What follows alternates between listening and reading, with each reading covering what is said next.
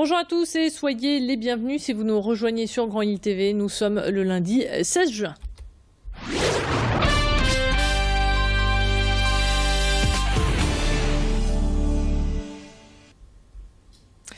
Ça y est, c'est parti pour 44 000 élèves de l'Académie de Lille. Le baccalauréat 2014 a démarré ce matin par la célèbre épreuve de philosophie. Les candidats ont eu 4 heures pour répondre à 2 questions de dissertation ou un commentaire de texte, comme par exemple les œuvres d'art éduquent-elles notre perception ou encore pourquoi chercher à se connaître soi-même. Nous avons pu suivre ce matin une candidate, elle s'appelle Esther Germont-Pré, elle est en filière ES et vise la mention. Malgré les bons résultats qu'elle a eus tout au long de l'année, Esther était comme tous les autres candidats avant de regagner le centre d'examen, c'est-à-dire un peu stressée. Cette élève du lycée Saint-Rémy à Roubaix espère gagner un maximum de points sur l'épreuve d'économie. Et vous allez voir que pour se concentrer dans ses révisions, la jeune fille a fait une demande particulière à ses parents. Écoutez. Écoutez, l'accompagnement, elle nous a demandé de partir en vacances. Donc c'est déjà, Esther, c'est quelqu'un qui en général maîtrise les choses. Donc elle est plutôt du genre à orienter, même diriger, on va dire. Donc elle nous a demandé, j'aimerais bien que vous partez pendant 8 jours, que je puisse réviser tranquillement, quoi. On l'a fait parce qu'on pouvait le faire, et puis quelque chose s'est présenté à nous, quoi. Bon. Elle nous l'a conseillé, et puis on a dit ok. Puis dès l'instant qu'on on essaye de donner le meilleur à ses enfants, quoi.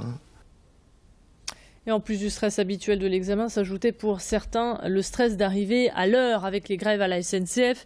Et mauvaise nouvelle, la grève est reconduite pour demain. Pour organiser au mieux le trajet des candidats au baccalauréat, la SNCF a mis en place un dispositif spécial. 10 000 gilets rouges ont été déployés en France, 250 dans le Nord-Pas-de-Calais. Ces personnes ont pour mission d'informer les voyageurs et de les diriger vers des solutions efficaces et rapides. Pour identifier les candidats parmi les usagers, les gilets rouges ont distribué des stickers prioritaires exam, des stickers que l'on peut aussi trouver sur Internet. En partenariat avec le rectorat, 18 trains étaient surveillés de près pour éviter tout retard.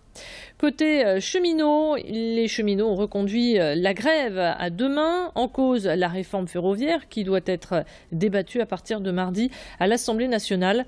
Les syndicats demandent au gouvernement de reporter cette réforme, un bras de fer qui dure depuis 6 jours et qui pourrait bien s'éterniser. En attendant, ce sont une fois de plus les usagers qui en pâtissent. Voyez leurs réactions recueillies ce matin. Nous avons dû prendre un train 1 heure plus tôt. A priori, ça devrait être bon.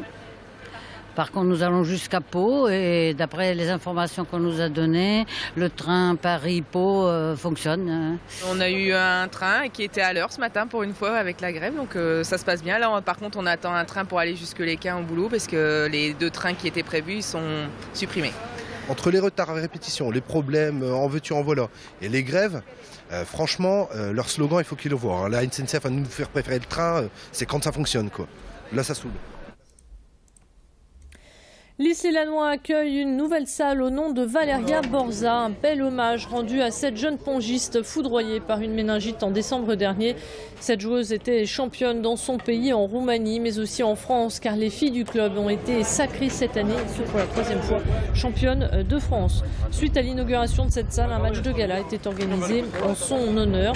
Je vous propose d'écouter sans plus tarder le maire de la ville.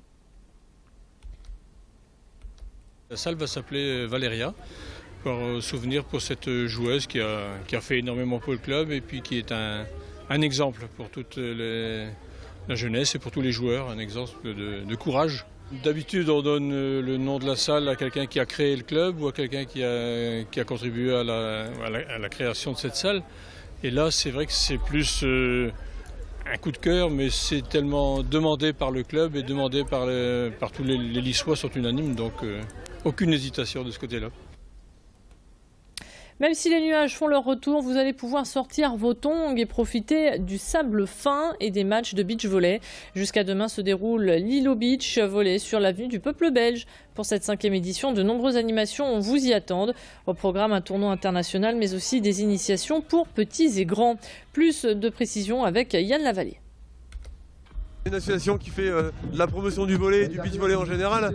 Et donc ce genre d'événement dans le Vieux-Lille avec un temps pareil, c'est la plus belle image qu'on puisse donner à notre sport. La fédération était présente vendredi soir pour une réunion de beach volley et ils ont été agréablement surpris du site et de l'organisation. Et je pense que c'est l'une des plus belles images qu'on puisse avoir. Et on termine cette édition avec la 18e édition du tournoi de golf de Saint-Omer, tournoi qui a été remporté par l'Espagnol Jordi Garcia Pinto, 24 ans. Cet étudiant en droit pourra participer à l'European Tour la saison prochaine. Le Catalan a beaucoup travaillé l'hiver passé pour atteindre ce niveau de compétition. On écoute ses réactions. J'ai vraiment bien joué aujourd'hui, quasiment aucune erreur. Je suis très satisfait de mon jeu. Je ne pourrais pas être plus heureux. Et c'est ainsi que s'achève cette édition. Merci de l'avoir suivi. On se retrouve dans un instant pour tout savoir de la couleur du ciel. Restez avec nous branchés sur l'actualité.